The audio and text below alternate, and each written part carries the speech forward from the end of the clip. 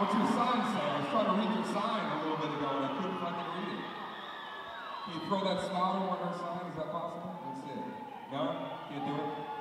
The floor is sticky? We should just turn off all the lights and play Who's in My Mouth right at this point.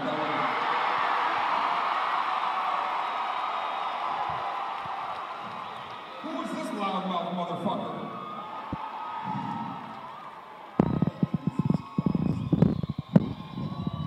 You guys okay with him? Did you want to chloroform him during the show? At some point, someone was like, does anybody have a poison dart?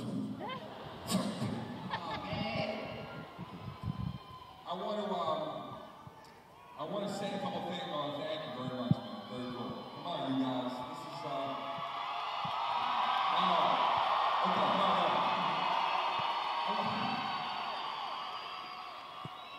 I would like to, first of all, I got to say this. Earlier on tonight, you guys were really very cool to let me talk about my mom for a second. Thank you for letting me do that. She was a great lady. Thanks for being so cool about it. I'd like to start there, actually, and tell you guys, can we go on a little emotional journey together? Can we do this, please? Take my hands. I will not let you go, please.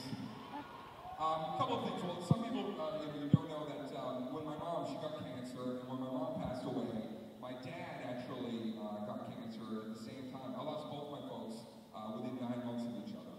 And it was an unbelievable, traumatic time, in my family, horrible time. But at the same time, almost immediately after both of their deaths, I found myself on stage wanting to be in front of you guys because nothing made me feel better than getting up here and making you guys feel better. If you knew my folks, you knew that that's what they love seeing me do. So it was good for all of us, right? So that's the good stuff. Now, hold on to your assholes because it's going to get a little rocky here. Things get a little tricky. So my folks got to see me do all this cool stuff. They got to be in big rooms like this and see their son play in front of these big, crowds and see all my dreams come true and stuff. What happens after they passed away, they missed this thing that I didn't realize was going to happen, that once you start to become a little bit more, famous or, you rise up a little bit higher, that there's like all this kind of negativity and backlash that comes out of nowhere, right? Which brings me to this one night where I was sitting on my computer, and all the years that I spent on the computer doing, my website or MySpace or whatever, I had never actually searched my own name on the ego search. I never did that. I never did an ego search. And so I decided it was, maybe the night to do that. I called a friend of mine up and I go, hey, listen, check it out. I'm going to search my own name on the internet. And I remember he paused and he goes, do you want me to stay on the phone with you? I was like, is that necessary? And he goes, fuck yes. So I put my name in the search engine and I hit go, and then even Google was like, fuck, hold on, whatever, are you sure? You don't want to do this. I searched my name and all these pages came up, like Dane Cook sucks and he's shit and he's the worst fucking comedian and should go away, and page after page of all this negative stuff. And that's what I said. I said, boo! I said, boo to my computer. Here's the thing, I was already in such a messed up place that I read all of it to you guys. I read all of it. I actually sat for about 3.5 hours and I read all of these things. And after a good 3.5, 4 hours, I was like, this Dane Cook is a douchebag. I no longer support me. I believe all of this. Alright, I read this and now I'm feeling all fucked up. And that brings me to 2 days later when I got an email in my inbox. Now normally my emails are really great. Everybody kind of knew what I was going through. You guys were sending me great letters. Dan, keep on keeping on. I know you're going through a tough time. Until I got an email. Thank you. Until I got an email. And here's the email. The first one that popped up in my inbox. I see the name anonymous@yahoo.com. That's the name that pops up. And the second I saw this name, my first reaction when I saw anonymous@yahoo.com, I was like, great fucking name.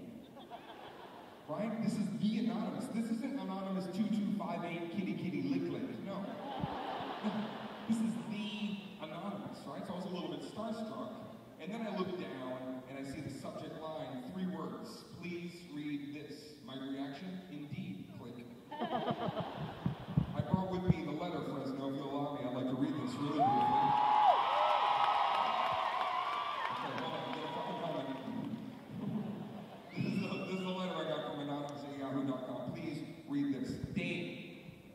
Both of your parents got cancer and died to get away from your shitty comedy.